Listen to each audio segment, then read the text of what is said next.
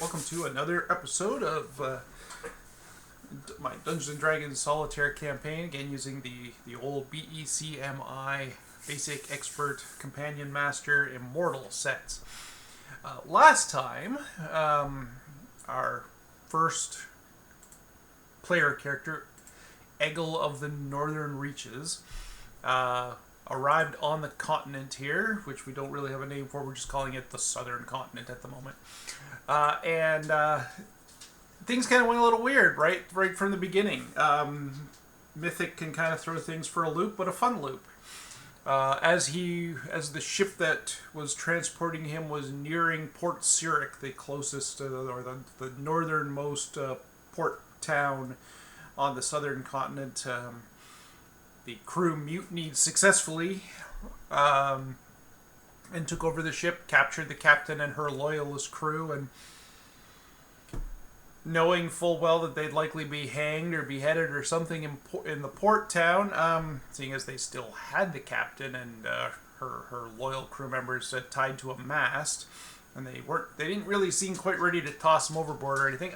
Basically, they knew that they'd probably be hanged as mutineers, so they decided they were out of there, and they gave Egil, seeing as he wasn't exactly the captain's biggest fan, but he also didn't get involved in the mutiny or on either side. He basically stayed out of the way and just kind of watched to see what happened.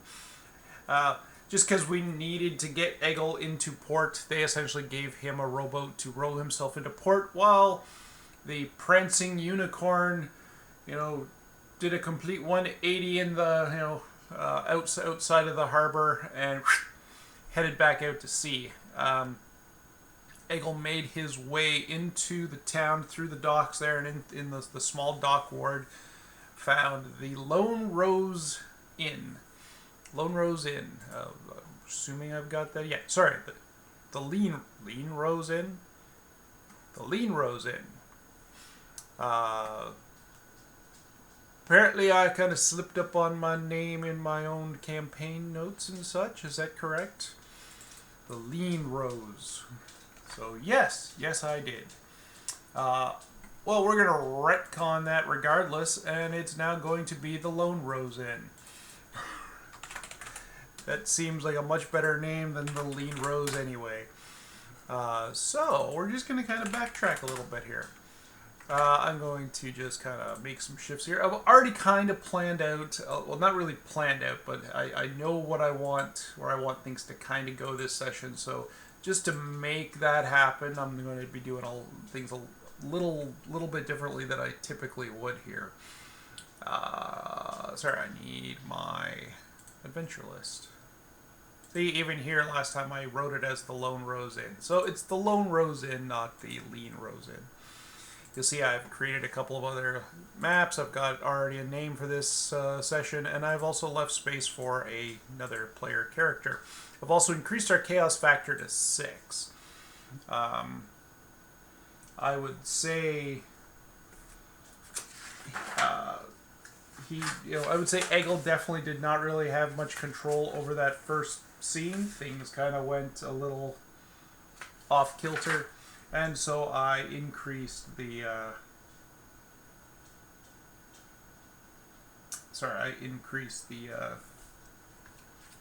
chaos factor here. So I'm suddenly having my doubts. Did I do that right?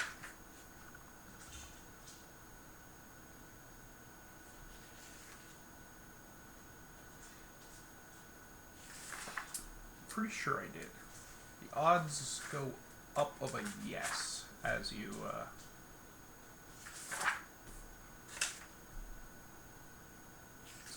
kind of deal with the end of the scene. Let's just now I'm doubting myself in a big way here. Am I doing that right, or does it go the other way? Yes, because as it goes up, when you test the expected scene, the chances of it getting kind of screwy increase. However, we're not going to be testing this next scene, I think. The next scene has to kind of happen So I'm really looking to play this one out kind of as I'm going to call it as is, but there's still a lot of uncertainty there. So the next morning, Egil walks out, leaves the small room on the second floor of the Lone Rose Inn, takes that key out and carefully locks the door. He's left his backpack, he's left, his weapons. He's left pretty much most of his belongings in there, aside from, some gold coins in his belt pouch. He doesn't really kind of stray very far from his gold. He needs to, his goal, of course, if we actually, here, let's close that up again. His goal, of course, here is to come back here. Our current thread, the only thread we have going, is exploring Port Cyric to find adventure. That's a very up in the air kind of thread there, and I'll just determine at some point that he's probably explored it sufficiently, because by then he should have some additional adventures to go on. So Egil slips the key into the lock after he closes the door behind him. Click, and the lock clicks the lock clicks. The lock. He locks the door with a bit of a click and slips the key into his pocket, kind of giving it a gentle tap just to... Actually, I guess it would be slipping it into his belt pouch with all of his coin, and thumbing the leather strap so it kind of cinches up again. Does this with one hand. He's a thief, after all. He's very deftly, agile. Tap kind of just pats the belt pouch, making sure that everything feels secure, and then heads towards the stairs and walks down into what is probably an empty tavern at the moment. But we're going to test that. Is the tavern fairly empty? We're going to call that very likely. Actually, considering the time, let's call that nearly certain. A chaos factor is 6 here. 63. Yes, the tavern is mostly empty.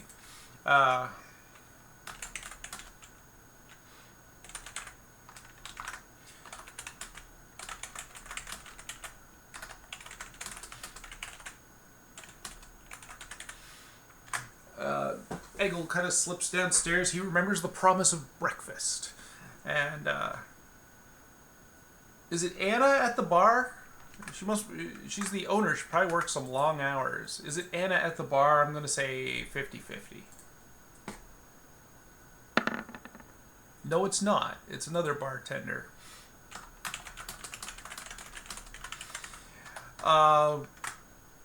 Is the bartender male? 50-50, we'll call it. Yes, this time it's a male bartender. So we're going to end up with another character being created here. So this is an employee of Anna's. Let's see. Is he human? I'm going to say near certain, just due to the fact that 06. Absolutely, it's actually an extreme yes. He's very human. He's human. Human, male, bartender, employee of the Lone Rose Inn. I need a name, so we're going to go back to Xanathar's Guide to Everything. The name tables in here are kind of handy. I'm just going to kind of flip here. We got human names. Let's go with...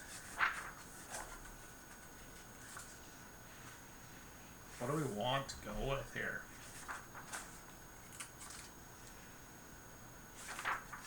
Got all kinds of options. Slavic. Let's give him a Slavic name. Roll 44.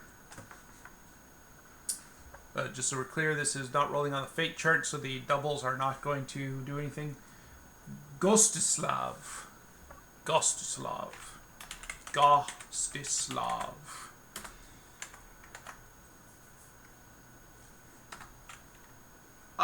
Yeah, alright, cool. Gostislav. Gostislav. Okay. Do we know much about him? Do we want to know much about him? Let's pull out Un quickly.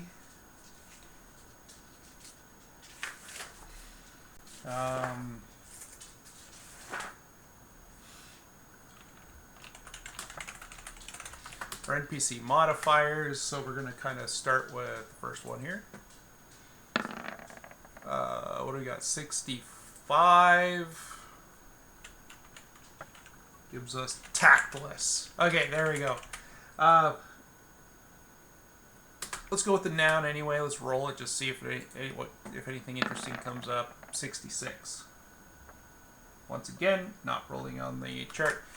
Tactless champion. I'm thinking a former adventurer. Thus the champion element. But tactless, yeah, probably doesn't put up with any bullshit from people in this tavern. Doesn't really care, and probably speaks his piece with not really caring about the consequences of such actions. So, as Egil, strolls into the tap room, the public room here, and it's fairly empty. There's only a couple of patrons, probably people who spent the night at the inn, enjoying and either an early pint or possibly some kind of a hot beverage, maybe coffee or tea, and also a helping of eggs and sausage and a heavy bread that they're kind of just grabbing onto, biting into the small chunk of bread. He approaches and goes to sit at the bar, and the bartender, a tall, burly man, we'll kind of go with that, looks down at him and says, "You stayed here last night?" Egil just kind of motions back to the stairs. He's like, "I just walked down there, good sir." "Don't good sir me. What do you want?" You'll have to excuse any really poor accents here. Egil goes, "A pint and breakfast?" "2 or 3 eggs." 2 will be just fine, thank you." "Wait here." Egil looks at, he's sitting on a stool, kind of shrugs his shoulders, and the bartender slips away to find him, to rustle up some grub for him, kind of thing, and returns in a few minutes, and with pours a pint out of a wooden keg in the behind the bar, slams it down in front, spilling some of it, and Egil just looks up at him. He says, drink your drink." Okay. Egil reaches and kind of grabs the mug, and takes a sip. It kind of hits the spot. Oh, and he sets it down. And then he overhears something. Sorry, I'm already kind of slipping on the name here. Gostislav has, wandered away to speak to another patron, and Gostislav is tactless and loud. He does not speak in a quiet voice. And he says, "Work for adventurers. Yes, we do have work. We are seeking those to deal with a rat problem in the basement." And Egil kind of overhears, and he sees that he's speaking to somebody sitting at a table. This somebody's going to be our next player character. So we're actually going to roll up another character.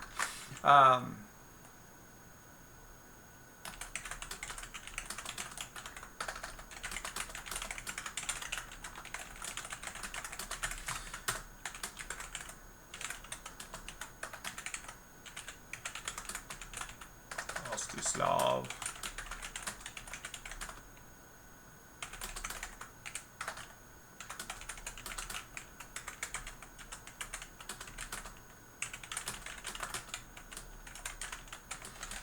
basement. And there we go. And thus we have rats in the basement.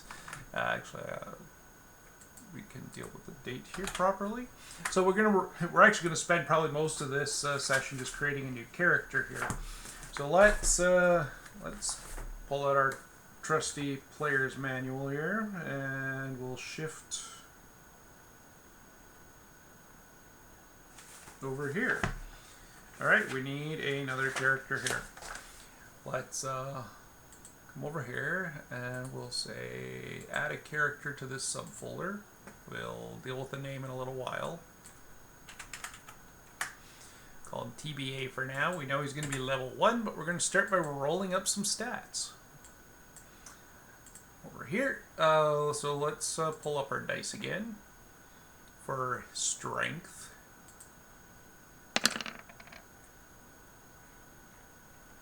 Strength's going to be 17. Well, right there we possibly have a fighter character already. Intelligence, 11. Wisdom. Oops, sorry, I only rolled it. Let's try that again. Roll 3 this time. Also 11 for wisdom. Dexterity, 9. Constitution would be nice to have a high roll here. We're not going to get that. We're going to get a 9. And lastly, our charisma, a 9. All right. Well, those are some mediocre stats except for the strength. So I think we've got ourselves probably a fighter. So that's actually what we're going to go with. We're going to go with a fighter. Choosing our class as fighter. Yeah, absolutely. I'm not going to bother exchanging any scores. Nothing there's worth messing around with, I think. Although, if we bump that strength up a little bit more, might be worth it. So why don't we drop the intelligence by 2 to increase the strength by 1. Right. That's our exchanging of ability scores.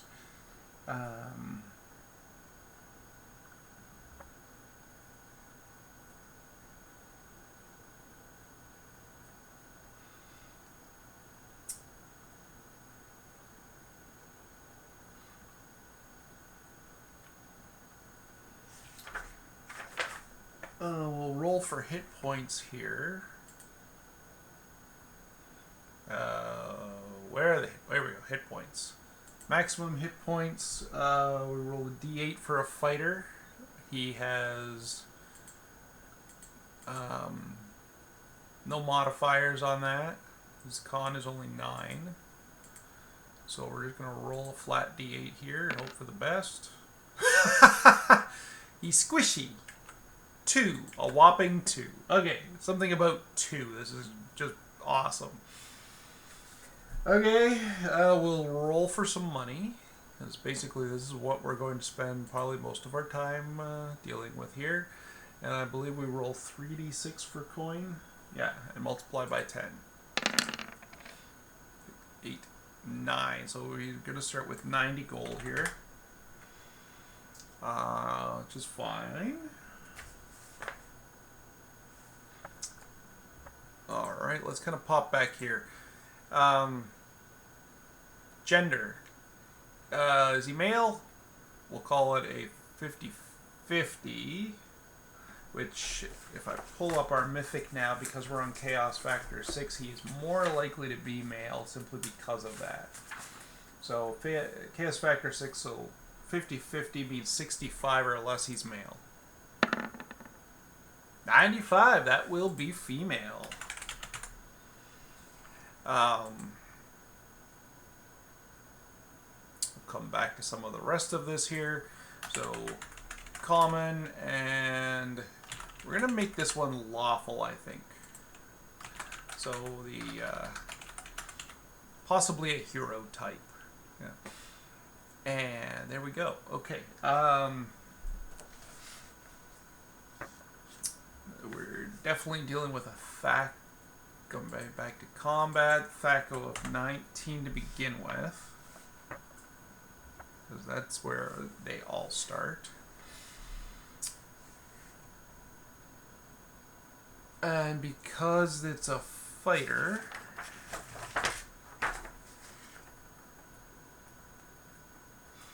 I'm gonna flip on back to the fighter pages here.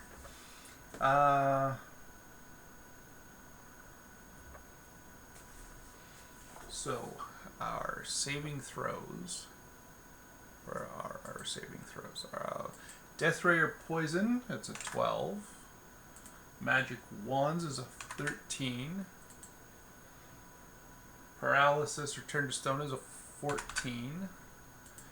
Dragon's Breath is a 15. And the Rods, Staves, and Spells is 16. Okay. I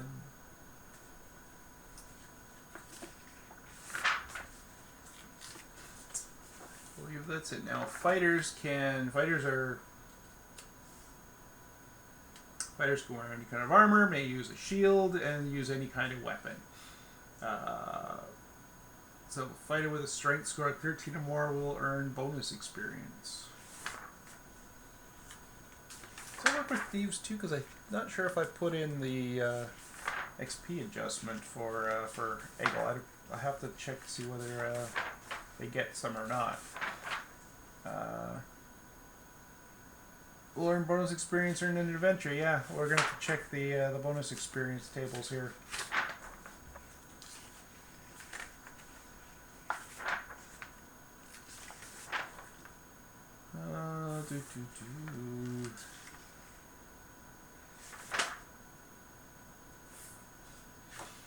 All right, let's figure out a name for our female fighter here, who's very squishy. We're gonna go with. Do we do English?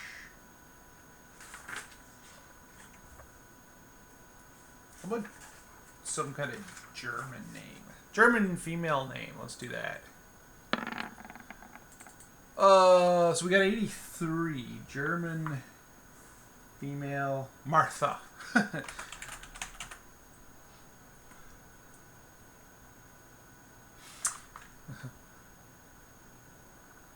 Alright, how about Martha Runeslayer?